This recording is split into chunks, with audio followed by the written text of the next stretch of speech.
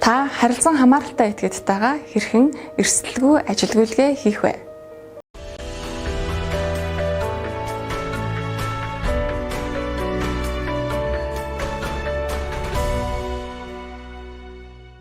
Энэ удаагийн сургалтаар бодит үн тодорхойлох зарчимд үндэслэн татварын ногдол тохируулга хийх, татварын тохируулгын төрөл, тохируулга хийх аргачлалын талаар танилцуулъя. Шинжлэн баталсан 2020 оноос мөрдөж хэрэгжүүлж байгаа татварын багц хуулиудад олон улсын татварын суурь зарчмууд, тэр дундаа үншилжилтийн зохицуултуудыг нэлээд наривчлан олон улсын жишгт нийцүүлээд шинээр тусгаж өгсөн байгаа. Тэгэхээр татварын ерөнхий хуулийн 37, 38 дугаар зөвлөлд үн шилжилтийг ерөнхий зарчим, үн шилжилтийн тайлан гаргах этгээд, тайлангийн төрөл агуулгыг тусгаж өгсөн байдаг бол 39 дугаар зөвлөлд үн шилжилтийн тохируулга хийх үндэслэл, 40 дугаар зөвлөлд үн шилжилтийн тохируулга хийх аргачлалын талаарх зохицуултуудыг тусгаж өгсөн. Энэ хуулийн зохицуулалтаа уялдуулаад татвар төлөгч харилцан хамааралтай талтай хийсэн ажилгүйлгээг сонгосон гарын зарчимд нийцүүлэн бодит үнээр хийсэн гэдгээ тодорхойлох ёстой. Тухайн ажилгүйлгээний бодит үнийг тодорхойлох зорилгоор харьцуулагдах байдлын шинжилгээ хийгээд гарсан үр дүн нь бодит үнийн хязгаарт багтаагүй байгаа бол татвар төлөгч өөртөө үн шилжилтийн тохируулга хийх ийм шаардлага үүсдэг. Татварын ерөнхий хуулийн 6-гийн 1-7-д үн шилжилтийн тохируулга хийх арга гэж юу ойлгох вэ гэдгийг тодорхойлсон. Үүн тодорхойлсноор бол бодит үн тодорхойлох зарчмын дагуу харилцан хамаарал бүхий этгээд хооронд хийгдсэн бараа ажил үйлчилгээний нөхцөл үнийг тодорхойлохыг үн шилжилтийн тохируулга хийх арга гэж тодорхойлсон байгаа. Тэгэхээр татвар төлөгчийн харилцан хамааралтай талтай хийсэн хяналтад байгаа ажил үйлгээний нөхцөл үнэн, харилцан хамааралгүй этгээд хооронд хийгдсэн бие даасан ажил үйлгээний үн нөхцөлтэй харьцуулж үзэхэд орлого, ашиг, татварын суурьд нөлөөлж байгаа бол өөрөөр хэлэх юм бол үзүүлэлтүүд нь зөрүүтэй байсан гэж үзвэл энэ зөрүүтэй байдлаас хамаарат татварын суурь буурсан тохиолдолд татвар төлөгч өөрөө үн шилжилтийн тохируулга хийж болно.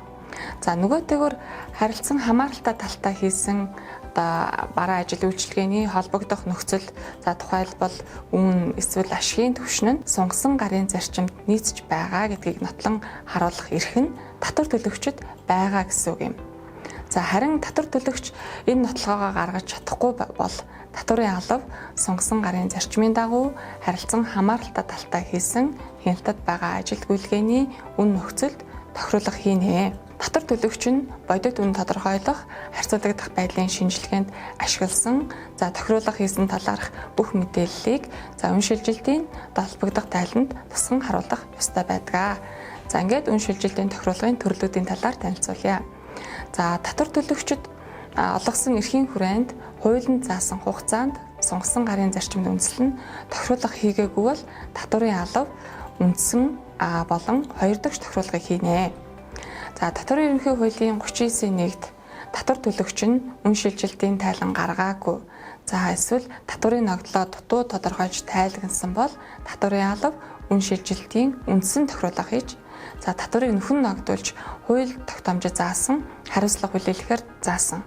39-2-т бол татварын алба үндсэн тохируулга хийхээс гадна хувь хүний орлогын албан татвар болон аж ахуйн нэгжийн орлогын албан татварын зорилгоор тохируулгын үр дүнгээр бий болсон зөрүүг ногдол ашиг гэж үзэж 2 дахь тохируулга хийнэ гэж зохицуулсан байна.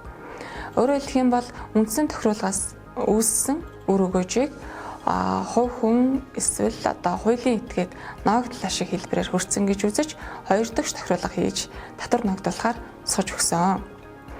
Үн шилжилтийн тохируулгыг хэрхэн хийх талаар Сангийн сайдын 2019 оны 308 дугаар тушаалаар батлагдсан үн шилжилтийн тохируулга хийх хамгийн тохиромжтой аргыг сонгох хэрэглэх журамд наривчлан тодорхойлж өгсөн байдаг.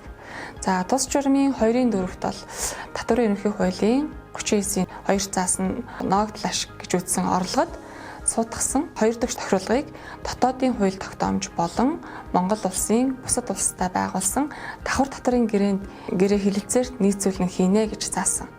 Тэгэхээр дотоодын хууль тогтоомжийн дагуу бол үн шилжилтийн тохируулгаар үүссэн татвар ногдуулах зориуг хувь хүний орлогын албан татварын тухай хууль, аж ахуйн нэгжийн орлогын албан татварын тухай хуулийн дагуу ногдлоо шиг олгосонтой адилхан үзэж албан татварыг суутган авах зохицуулалттай. За харин татвар төлөгчийн гадаад улстай хийсэн ажил гүйцэтгээтэй холбоотойгоор хоёр дахь тохируулга хийхээр бол Монгол улстай давхар татварын хэлэлцээр байгуулсан улсын хувьд үн шилжилтийн нөхөн ногдуулалт хийснээс болоод татварын давхарлалт үүссэн тохиолдолд яг нь татвар төлөгч татварын давхарлалыг арилгах зорилгоор хүсэлт гаргаж болдгоо. За үн шилжилтийн тохируулга хийхдээ үн шилжилтийн тохируулга хийх хамгийн тохиромжтой аргыг сонгон хэрэглэх журмын 3.14-т заасны дагуу багцлсан байдлаар эсвэл бусад тохиолдолд үн шилжилтийн тохируулгыг ажил гүйцэтгэгээ тус бүрээр хийх ёстой байдаг. За ингээд үн шилжилтийн тохируулгыг аргын талаар авч үзье. За татвар ерөнхий хуулийн 40-р зүйлд үн шилжилтийн тохируулгыг 6 аргаар хийхээр хуульчилсан. За энэ 6 аргын талаарх нэмэлт зохицуултуудыг бол үн шилжилтийн тохируулга хийх хамгийн тохиромжтой аргыг сонгон хэрэглэх журмын 5 дугаар бүлэгт тусгаж өгсөн. За эдгээр аргад бол дараах аргууд багтдаг. За 1-дүгээрт нь харьцуулагдах бие даасан үний арга, 2-т нь дамжуулан борлуулах үний арга, 3-т өртөг дээр нэмэх арга, ажил гүйцэтгэний цэвэр ашигын арга, за 5-т нь ажил гүйцэтгэний ашиг хуваах арга. За эцэст нь 6-т нь татвар ерөнхий хуулийн 37 дугаар зүйлд заасан үн шилжилтийн ерөнхий зарчимд нийцсэн бусад аргууд ордог. За эдгээр аргуудыг бол дангаар нь эсвэл хослуулан хэрэглэх боломжтой. За үн шилжилтийн тохируулга хийх хамгийн тохиромжтой аргыг сонгож тооцоолсон үр дүн нь бодит үнийн хязгаарт багтаж байгаа эсэхийг тодорхойлдог. За ингээд тодорхойлсон үн эсвэл ашигын түвшин нь бодит үнийн хязгаарт багтаж байгаа бол за манай харилцан хамааралтай талтай хийсэн үнэ нь бодит үнийн зарчимд нийцэж байна гэдгийг нотолж байгаа гэсэн үг юм. За орлогын ажил гүйцэтгэний хувьд бол бодит хязгаараас бага байгаа бол орлогоо нэмэгдүүлэх тохируулга хийнэ. За харин зардлын ажил гүйцэтгэний хувьд бодит хязгаараас их байгаа бол бууруулах тохируулгуудыг хийнэ. За тохируулгын дүнгээр тайлан хэрхэн засварлах талаар тайлбарлая. За татвар төлөгч үн шилжилтийн тайлан илгээснийхаа дараа бодит үнийн зарчмын дагуу тохируулга хийх, тайлан засварлах шаардлага үүсч болно. За энэ тохиолдолд зайлшгүй залруулга хийх шаардлага үүссэн гэдгийг нотлох баримтаа үндэслэн үн шилжилтийн тайлан болон бусад тайлангуудыг засварлана. Ингэхдээ зөвхөн засварлах эрхийн хүрээнд буюу дараа жилд багтаан холбогдох тайлангуудад засварлах боломжтой байдаг. Хэрвээ ажил гүйцэтгэн Монгол улсад байрладаг хоёр татвар төлөгчийн хооронд хийгдсэн гэвэл оролцогч нэг тал нь татварын суурийг нэмэгдүүлэх тохируулга хийжээ гэж үзье. Энэ тохиолдолд нөгөө оролцогч тал нь бодит үнийн зарчмыг баримтлан татварын суурийг бууруулах үн шилжилтийн тохируулгыг татварын ерөнхий хуулийн 31-ийн 1-д заасан тайлан засварлах эрхийн хүрээнд л дараагийн жилд багтаан холбогдох тайлангуудад засварлах боломжтой байдаг. За татварын давхарлыг арилгах талаарх зохицуултын талаар танилцуулъя.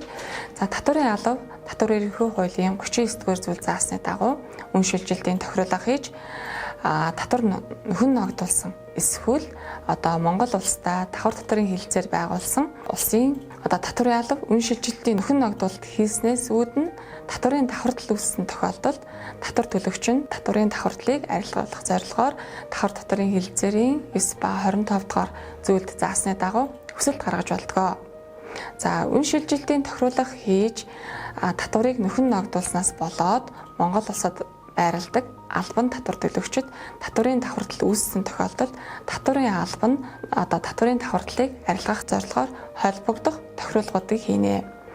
Харин татварын алба үн шилжилтийн тохируулга хийх хамгийн тохиромжтой аргыг сонгон хэрэглэх журмын 7-гийн 3, 7-гийн 4-т заасны дагуу татварын харилцан тохиролцох журмыг хэрэгжүүлснээс үүссэн тохируулга эсвэл Монгол улсад байрладаг албан татвар төлөгчид татварын давхарлалыг үүссэн тохиолдолд давхарлалыг арилгах зорилгоор хийгдэх холбогдох тохируулгуудаас бусад тохиолдолд татварын суурийг бууруулах аливаа тохируулгыг хийхгүй гэсэн ийм зохицуулттай байгаа. За татварын давхарлалыг арилгах зорилгоор татвар төлөгчийн гаргасан хүсэлтийг Монгол улс улсын эрх бүхий байгууллагаас баталсан татварын харилцан тохиролцох журмыг баримтлан шийдвэрлэдэг. За ингээд татварын харилцан тохиролцох журмыг хэрэгжүүлсэний үр дүнд эрх бүхий этгээдүүд нь шийдвэрт хүрсэн байвал татварын алба бүх шийдвэрийг үндэслэж холбогдох тохируулгыг татварын хөн хилцэх хугацаанд хийнэ. Татвар төлөгч та татварын хууль тогтоомж болон татварын ерөнхий хуулийн 44-т заасан журмаар зохицуулаагүй. За энэ хууль түүнтэй нийцүүлэн гаргасан эрх зүйн баримт бичигтээ зөрчилдөөгүй тохиолдолд үн шилжилтийн тохируулгыг хийхдээ эдийн засгийн хамтын ажиллагаа хөгжлийн байгууллагаас гаргасан үн шилжилтийн зөвлөмжийг ашиглах боломжтой. Анхаарал хандуулсан та бүхэнд баярлалаа.